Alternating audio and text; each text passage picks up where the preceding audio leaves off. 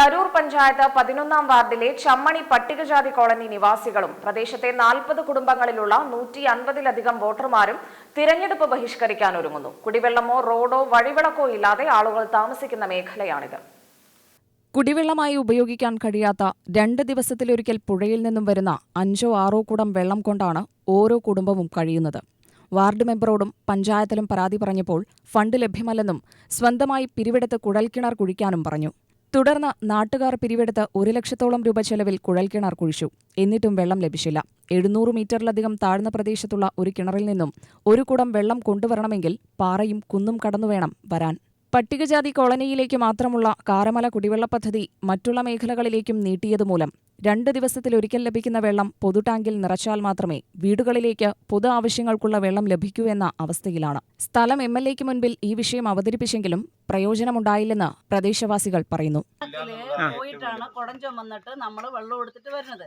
മഴക്കാലം ആയി കഴിഞ്ഞാൽ ഇവിടെ ഒരു പാറയിൽ ഒരു കുണ്ടുണ്ട്, പാറമടയുണ്ട്. ആ പാറമടയിൽ നിന്നാണ് തെക്കിയിട്ട് ഇവരിങ്ങോട്ട് വരും, ഞങ്ങൾ അങ്ങോട്ട് പോകും.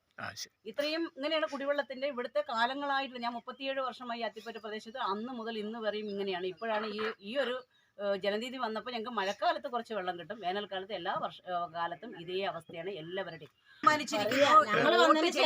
ആർക്കും ഒരാൾക്കും ഈ 39 വീട്ടുകാരില് ആരും വോട്ട് ചെയ്യാൻ പോകില്ല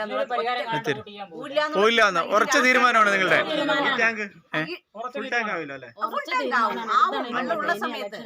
ആവശ്യം ഞങ്ങൾക്ക് കുടിവെള്ളമാണ് അത്യാവശ്യം, ബാക്കിയുള്ളതൊക്കെ വേണം.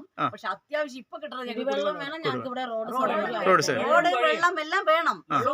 വെള്ളവും വഴിയും പൊതു ആവശ്യം, ഇന്നത്തെ ജനങ്ങളുടെ പൊതുവായ ആവശ്യങ്ങളെ ഞങ്ങൾ ഉന്നയിക്കുന്നുള്ളൂ. ഏറ്റവും പ്രധാനം നിങ്ങളുടെ കുടിവെള്ളം. ഇലക്ഷൻ വരുന്ന സമയത്തൊക്കെ വന്നിട്ട് പറയും ഞങ്ങൾക്ക് റോഡ് താ, നാളെ വന്ന് റോഡ് ശരിയാക്കി തരാൻ പറയും. ഇലക്ഷൻ കഴിഞ്ഞ് കഴിഞ്ഞാൽ ഈ വഴിക്ക് പിന്നെ ഏരിയയിലേക്ക് കാണില്ല. പിന്നെ അവര് വരില്ല. പിന്നെ അടുത്ത ശരി. അപ്പൊ ഇവിടെ മെമ്പർമാരും പഞ്ചായത്തിലും എല്ലാം പറഞ്ഞു ഇതേ തന്നെയാണ്. എല്ലാം നമ്മുടെ നാട്ടുകാർ തന്നെയാണ്, ഇവർ തന്നെയാണ്. നമ്മുടെ ആവശ്യങ്ങൾ അറിയുന്ന ആളുകളാണ്.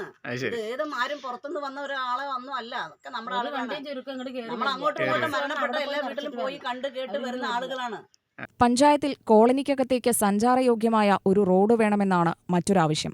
500 മീറ്റർ മാത്രം അകലെയുള്ള കാരമല ചിൽഡ്രൻസ് ആൻഡ് അഡ്വഞ്ചർ പാർക്കിലേക്ക് സ്വകാര്യ വ്യക്തിയിൽ നിന്നും ഏറ്റെടുത്ത സ്ഥലത്ത് പാലവും റോഡ് പണിയും തകൃതിയായി നടക്കുകയാണ്.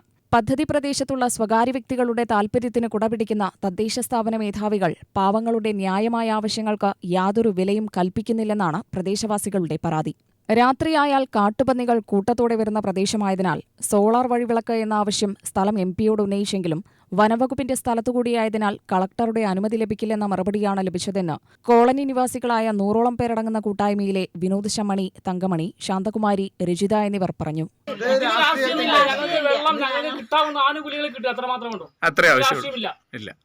ഇന്നലെ കിട്ടും, നാളെ കിട്ടും, മറ്റന്നാൾ കിട്ടും പറഞ്ഞുകൊണ്ടിരുന്ന ആളുകളാണ്. ഒരു വണ്ടി വരില്ല. ആശുപത്രി കേസുകളൊക്കെ വന്നു കഴിഞ്ഞാൽ MLA വന്ന് കണ്ടിട്ടുള്ള സ്ഥലമാണ് അല്ലേ ഇത്? MLA മരണത്തിന് കയറി വന്നിട്ടുള്ള ഒരു ഏരിയ അല്ലേ? എന്റെ ഭർത്താവ് മരിച്ചിട്ട് കയറി വന്നാണ് MLA. അത് ശരി. ഈ കഷ്ടപ്പാടെല്ലാം സ്ഥലം MLAക്ക് അറിയാം. സുമോദ് MLAയുടെ സ്ഥലമാണത് അല്ലേ?